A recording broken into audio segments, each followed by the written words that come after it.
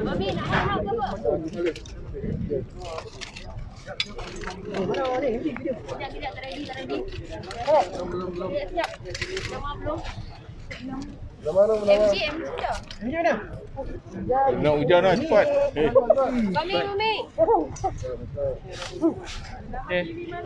Mami. Mami.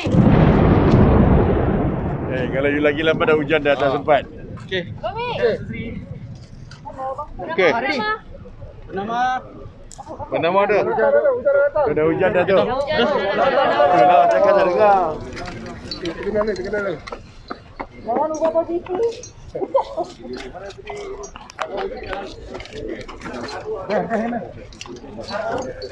Isnin.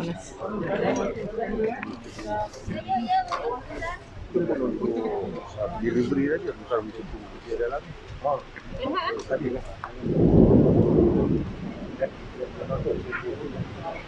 Aku kerja tapi. Ini dah.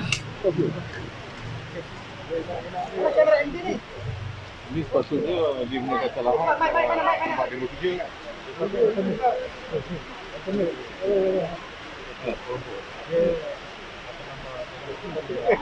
Nampak delivery ni kan? Delivery boleh kena kaji. Ini operasi lah. Ini kita boleh operasi dulu lagi ni pun asal lagi.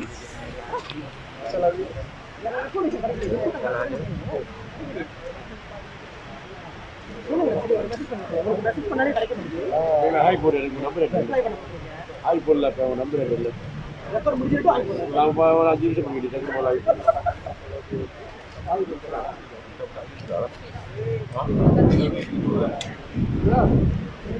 Semua okey. Alright. Right. Bismillahirrahmanirrahim. Assalamualaikum warahmatullahi wabarakatuh dan salam bahagia dan saya ucap terima kasih kepada rakan saya Datuk Seri M. Sarabanan yang bersama dengan saya hari ini untuk melihat akan pematuhan SOP kilang-kilang di Lembah Kelang ini. Hari ini saya perhatikan yang pertamanya mungkin ada sedikit kekilafan daripada mereka apabila beroperasi kerana tidak memahami akan tanggungjawab mereka dari segi kebenaran yang telah pun diberikan oleh MITI apabila mereka nak melakukan operasi. Contohnya di satu kilang yang kita pergi di Kajang tadi sebagai contoh, kilang itu beroperasi untuk melakukan the supply chain untuk sektor kuari. Sektor kuari ini termasuklah sektor mengeluarkan limestone, buat simen. Kalau dia salah satu daripada supply chain, maka kita benarkan. Cuma masalah dia tadi saya tengok adalah kerana dia tidak mengikut SOP bila kebenaran hanya diberikan kepada 60% saja. Yang dia buat melebihi. Bila kita sampai nampak macam betul dia patuh. Rupanya ada dia sorok orang bila kita sampai dia sorok orang. Jadi itu menyebabkan kesalahan berlaku dan saya minta supaya pegawai saya melakukan sesuatu lah. Begitu juga hari ini yang kita tengok ni, ini adalah auto glass yang sebenarnya melalui sektor automobil. Sektor automobil ini memang kita benarkan untuk pembuatan. Untuk mereka yang hanya lakukan supply delivery seperti ini, ada jadual yang kita berikan. Hari ini hari Khamis. Kalau tak silap saya, jadualnya bukan hari Khamis. Sebab itu ada unit pematuhan maklumkan kepada kita apa kesalahan, sama ada mereka tahu ataupun tidak bahawa mereka patutnya tak beroperasi lagi ni. Hari ini adalah kesalahan-kesalahan yang dilakukan oleh majikan. Saya dan Datuk M. Saravanan ini nak menasihati kepada semua majikan, angka yang ditunjukkan oleh DG Kesihatan setiap hari tak dapat kita nak turun bawah daripada 5,000 ni. Dan setiap hari bila kita dengar dah seminggu dah, kluster yang paling besar adalah kluster factory, kilang.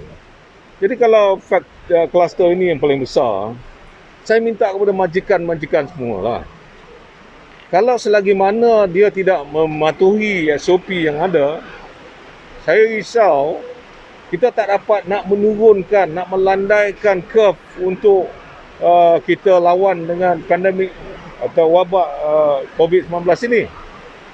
Sebab itu saya minta penguatkuasa, selepas saya tengok dia kaji semula, kalau patut dia bagi compound, dia harus berikan compound. Ini adalah kerja-kerja untuk kita nak memaklumkan kepada semua majikan. Biarlah kita ni bersama. Jangan kau fikir kau sahaja. Yang bermasalah ramai lagi. Sebab yang boleh buka ni sepatutnya dia ikut SOP. Kalau yang boleh buka tak ikut SOP, akhirnya nombor tak boleh turun sebab mereka. Yang lain yang tak buka, kesian mereka. Sebab apa? Sebab dia tak boleh nak buka atas kesalahan kilang-kilang yang dibenarkan, kerana tak mengikut SOP. Jadi, apakah tanggungjawab ini hanya diberikan kepada kami yang penguatkuasa? It is not fair. We have been working almost for the last 2 years nak memastikan kejayaan untuk menangani wabak COVID-19 ini. Jadi sehinggakan bila timbul masalah yang seperti ini, ramai rakyat mengatakan seolah-olah kerajaan tak dapat nak memastikan SOP diikuti. Saya nak minta kepada semua majikan, hari ini saya buat interview ini adalah kerana nak memaklumkan kepada semua majikan, tidak ada maaf lagi. Today is the last day. And I want everyone, majikan yang diberikan kebenaran untuk beroperasi, tengok semula kelulusan, apa dia. Kalau dia merasakan dia melakukan kesalahan, better start, tutup mulai daripada hari ini. Kalau dia rasa dia betul boleh beroperasi, ikut SOP. Kalau 60%, 60%. Kalau boleh beroperasi dengan menggila-gilirkan hari, juga mesti ikut. Ini adalah kerana nak memastikan dari segi mobility, pergerakan semua kita ini. Kerana semata-mata nak mencari untung diri dia, tetapi akhirnya negara yang mengalami masalah yang besar.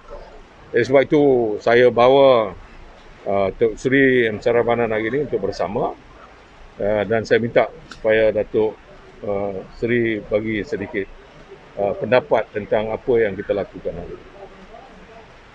Tak, selain daripada penguatkuasaan mengikut SOP MITI, Jabatan Tenaga Kerja juga siasat dari segi Akta 446 sama ada pekerja-pekerja walaupun bukan sepenuhnya, walaupun sebahagian saja bekerja, tetapi masih mereka tidak boleh lari daripada mematuhi Akta 446. Itu yang penting. Ada juga yang bagi alasan sebab memandangkan mereka bukan kerja sepenuhnya, dah hanya 40% atau 60% yang bekerja, maka mereka tak perlu comply. Sama sekali tidak sekarang.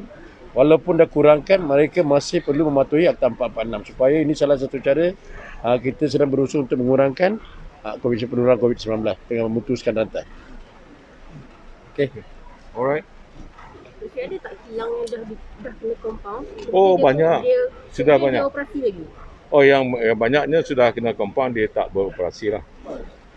Macam 2 hari sudah kita compound di satu kilang di Sungai Petani.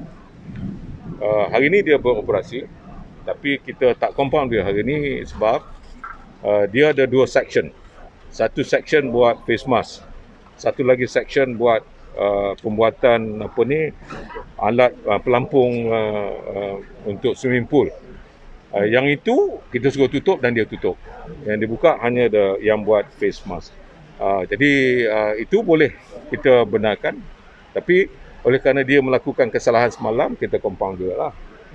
Cuma yang pastinya selepas ini dia tidak lagi buka yang satu lagi. Saya nak supaya majikan memahami. Ini adalah tanggungjawab bersama. Itu yang patut kita lakukan bersama. Okay?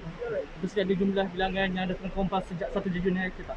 Saya tak ada figure hari ni, tapi dah melebihi 40 dah yang kita compound. Mungkin lah 40. Di mana? Di seluruh negara dia tak? Ya, sudah melebihi 40. Terus mungkin ada tak tindakan lebih tegas sikit daripada selain daripada compound kepada majikan yang degil? Setakat ini itulah kita punya undang-undang, kita compound mereka. Datuk Seri, kilang-kilang ataupun majikan yang pernah diambil tindakan seperti operasi pada sebagai perkhidmatan yang tidak sepatutnya dan juga diambil tindakan memberi false declaration. Ada tak mereka dipantau sekali lagi supaya mereka Ya. Itu kita pantau sekali lagi. Macam saya kata tadi lah. Contohnya 2 hari sudah saya pergi Sungai Petani dan hari ini kita pergi tengok semula. Betul lah dia ikut apa yang kita minta. Bagus. Itu sebagai contoh. Maknanya sepatutnya it is self compliance. Tak payah tunggu sampai kita datang baru dia nak ikut SOP. I think it is not fair. Sebab perkara untuk menentukan SOP ni sepatutnya adalah tanggungjawab kita bersama. Kerana kalau kita nak lawan musuh yang kita tak kenali ini, itu adalah tanggungjawab kita bersama. Saya minta segala aduan yang kita terima ni adalah datangnya daripada masyarakat. Ianya datang daripada orang ramai. Untuk kita datang tengok kawasan-kawasan ni semua adalah kerana mereka memaklumkan kepada saya, memaklumkan kepada KDN, memaklumkan kepada Kementerian Sumber Manusia. Ini adalah tanggungjawab kita. Bila dapat aduan, kita terus turun kerana kita nak memastikan bahawa segala aduan itu adalah sahih, betul. Kerana kalau mereka melakukan aduan yang tak betul juga, kita akan ambil tindakan kepada mereka yang melakukannya. Right. Terima kasih. Datang dia cakap lah.